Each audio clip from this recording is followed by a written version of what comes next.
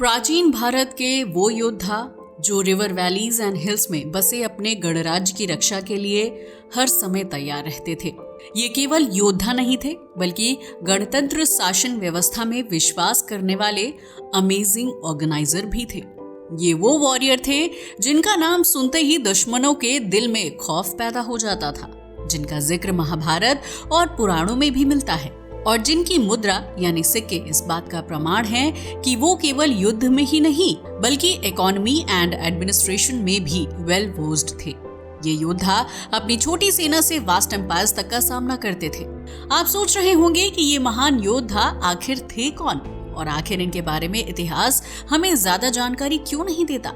तो बता दें, ये प्राचीन भारत का एक ऐसा योद्धा समुदाय था जो ना केवल अपनी अनस्टॉपेबल पावर एंड फाइटिंग प्राउस के लिए फेमस था बल्कि अपनी स्वतंत्रता के प्रति अपने अनवेवरिंग डेडिकेशन के लिए ये आज भी इतिहास के पन्नों में अमर हैं। और ये वॉरियर और कोई नहीं बल्कि ये थे योद्धे, जिनके नाम का अर्थ ही है युद्ध के देवता के उपासक। योद्धाओं का सबसे बड़ा रहस्य है उनकी स्वतंत्रता की भावना। इन्हें आजादी से कितना प्यार था इसका अंदाजा हम इस बात से लगा सकते हैं कि उन्होंने हमेशा अपने क्षेत्र को एक्सटर्नल इन्वेडर्स से बचाने के लिए युद्ध लड़ा, चाहे वो शक्तिशाली मौर्य साम्राज्य हो या विदेशी शक और कुषाण ही क्यों न हो। मगर सवाल ये है कि हमारा इतिहास उनके बारे में ज्यादा जानकारी क्यों नहीं देता। आखिर हम इन वॉरियर्स को क्यों भूल बैठे हैं? चलिए डिटेल्स में जानते हैं।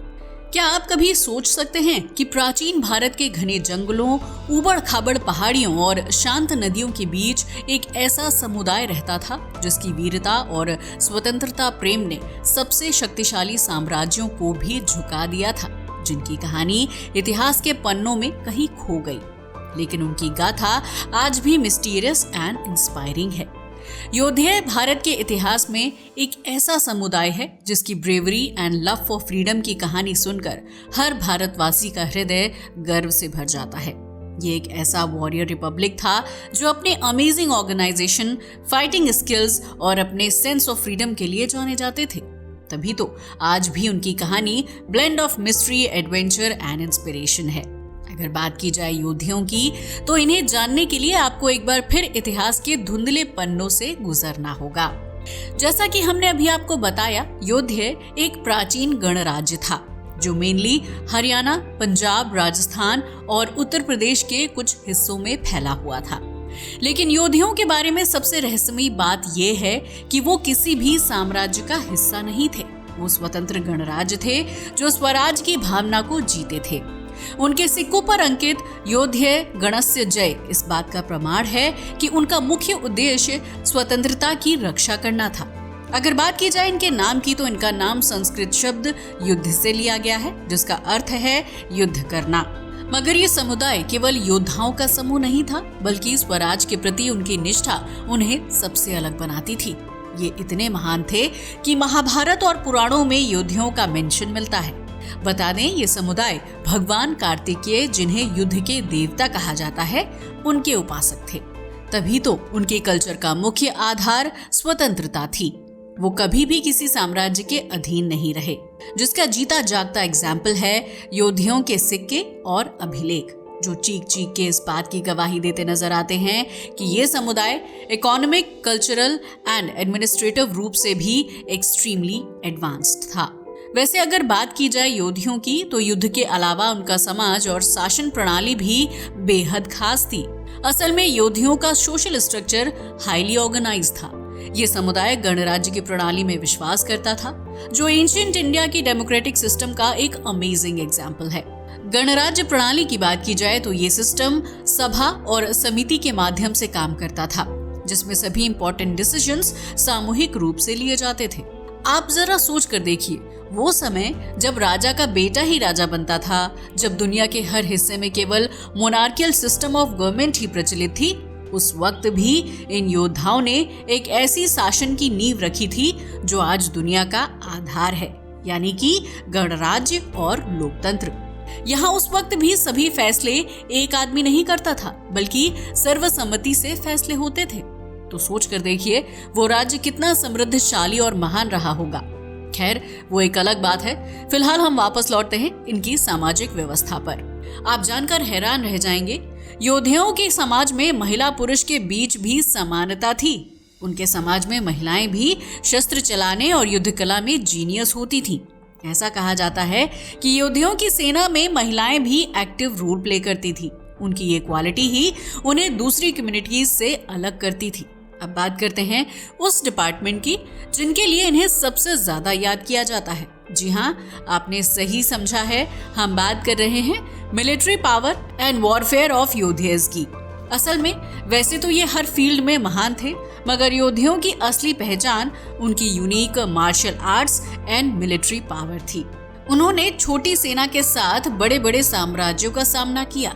जिस युद्ध व्यवस्था का इस्तेमाल करके मराठों ने मुगलों के छक्के छुड़ा दिए थे, योद्धास तो इतनी सदियों पहले उसका इस्तेमाल करना जानते थे।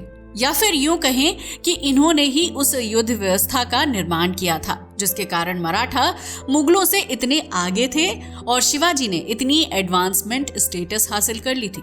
असल में शिवाजी की तरह वो भी गुरिल्ला वॉरफेयर स्टाइल का इस्तेमाल करते थे और उनकी लड़ाई की strategies and guerrilla warfare style ही उन्हें हर युद्ध में विजय बनाती थी।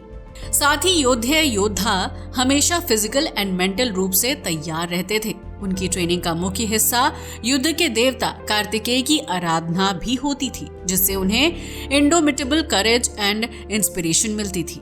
अब आपके मन में भी ख्याल आ रहा होगा कि जो हर किसी से जीत जाते थे, जो कभी भी अपने दुश्मनों से नहीं हारे, आखिर ये योद्धा कौन से हथियारों का इस्तेमाल करते थे? तो हम आपको बता दें, उनके हथियारों में bows and arrows, swords and spears शामिल थे। मगर सवाल ये है कि आखिर मौर्याज एंड योद्धास के बीच का कॉन्फ्लिक्ट क्या था? आखिर भारत का पहला केंद्रीकृत साम्राज्य इनका शत्रु क्यों था? मौर्य साम्राज्य, जो अपने समय का सबसे शक्तिशाली साम्राज्य था, योद्धाओं को अपने अधीन करना चाहता था। लेकिन योद्धाओं ने कभी भी अपनी स्वतंत्रता से समझौता नहीं किया। तभी तो उन्होंने मौर्य सम्राट अशोक के समय में भी अपनी स्वतंत्रता बनाए रखी। यही नहीं, अशोक के शिलालेखों में योद्धाओं का जिक्र मिलता है, जो बताता है कि उन्होंने मौर्य साम्राज्य के खिलाफ अपना अस्तित्व बनाए रखा था। ये योद्धाओं की दृढ़ता और साहस का ही प्रतीक है। मगर मौर्य ही नहीं, बल्कि कुषाणु और शक आक्रमणकारियों से भी इनके लगातार युद्ध होते आए थे। असल में योद्धाओं ने विदेशी इन्वेडर्स जैसे शक और कुषाणु के खिलाफ भी वीरतापूर्वक युद्ध किए थे। कुषाण साम्राज्य के अत्यंत शक्तिशाली सम्राट कनिष्क ने योद्धाओं को अधीन करने की कोशिश की थी, लेकिन योद्धाओं ने उनके खिलाफ लंबी लड़ाई लड़ी और अंततः अपनी स्वतंत्रता को बनाए रखा। इसके अलावा भी योद्धाओं ने बहुत सारे युद्ध किए थे, जो इनके साहस का प्रतीक हैं और दिखाता है कि किस तरह से साम दाम दंड भेद अपनाकर इन्होंने अपनी स्वतंत्रता को आखिरी वक्त तक बनाए रखा। अब आप भी सोच रहे होंगे कि जब इनसे रिलेटेड ज्यादा ऐतिहासिक डॉक्यूमेंट नहीं है, तो हम कैसे कह सकते हैं कि ये कभी किसी से नहीं हारे और ना ही झुकने वाले शासक थे? तो इसका जवाब हमें देते हैं उनके सिक्के। एक्चुअल में योद्धाओं के सिक्के ही स्वतंत्रता का प्रतीक हैं, या फिर यूं कहें कि योद्धाओं का सिक्का एंशिएंट इंडिया के इकोनॉमिक एंड कल्चरल हिस्ट्री का अनमोल प्रमाण है। इन सिक्कों पर भगवान कार्तिकेय का चित्र और योद्धे गणस्य जय जैसे शब्द लिखे हुए थे, जिसका मीनिंग होता है योद्धे गणराज्य की विजय हो। उन्होंने अपने क्षेत्र में स्वतंत्र मुद्रा प्रणाली चलाई थी, जो उनके स्वराज की भावना को भी शो करती है। अब सवाल ये है कि जब योद्धे इतने ही महान थे, तो आखिर भारत से इनका विनाश कैसे हो गया? आखिर इनका वंश भारतवर्ष से कैसे मिट गया? उनके पतन को जानने से पहले बात करते हैं उनकी विरासत की। योद्धाओं की ऐतिहासिक विरासत की बात की जाए तो ये आज भी लोकतंत्र और स्वतंत्र भारत में देखने को मिलती है। असल में योद्धे प्राचीन भारत के एक ऐसे समुदाय थे जो हर एक अप्रोच से अद्वितीय थे।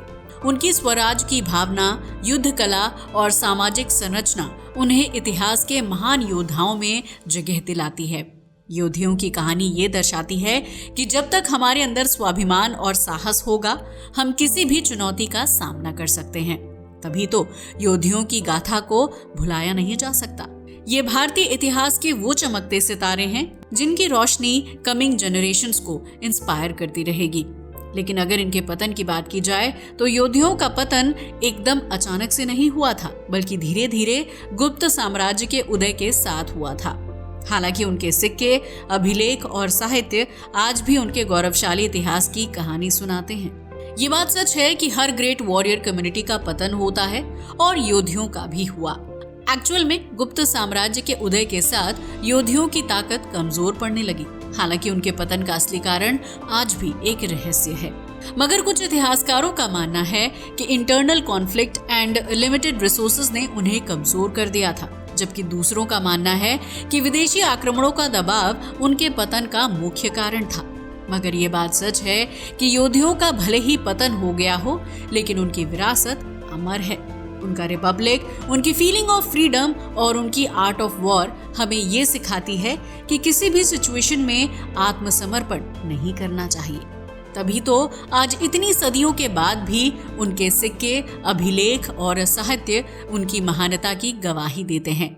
योद्धाओं की कहानी हमें ये भी याद दिलाती है कि भारत का इतिहास केवल साम्राज्यों की गाथाओं तक सीमित नहीं है, बल्कि ये उन छोटे छोटे समुदायों की भी कहानी है जिन्होंने अपनी स्वतंत्रता और संस्कृति के लिए लड़ाई लड़ी और वो हर बार जीते भी।